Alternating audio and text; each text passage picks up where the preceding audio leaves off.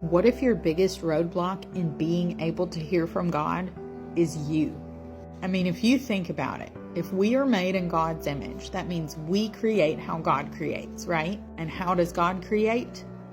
With His words. He said, "Let there be light," and there was light. So whatever we speak out of our mouths is what we create. My husband taught me this lesson very early on when we were dating. I used to have horrific self-esteem. Like, I just thought that I was a hot pile of garbage and I didn't understand why anyone wanted anything to do with me. So when we started dating, my husband told me that I needed to change the way that I spoke to myself.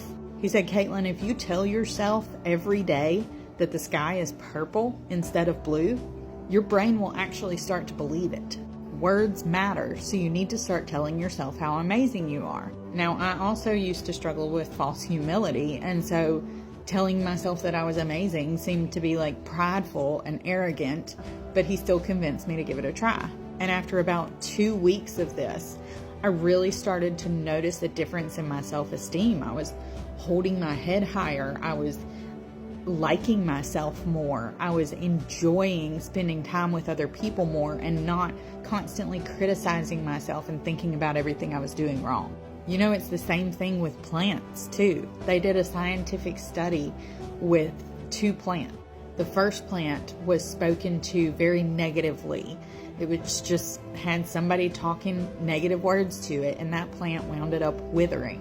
But the other plant, people were speaking positively to it, and that plant thrived.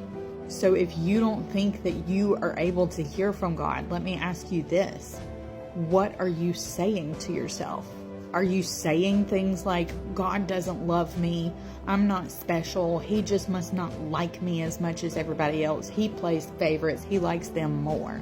Because if that's what you're saying to yourself, then that is what your brain will start to believe.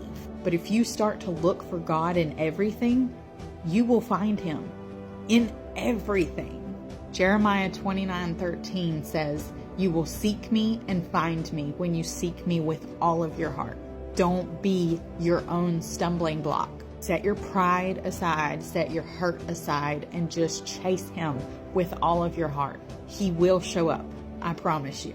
If you are enjoying this series, you may want to keep an eye out for my book, 7 Days to a Life of Limitless, that's coming out soon. I have a whole chapter dedicated to learning how to hear God's voice. If you want updates on the book, as well as a sneak peek and weekly letters of encouragement from me, be sure to sign up for my email newsletter in my profile. Now come back tomorrow and we'll talk about what to do when God is silent.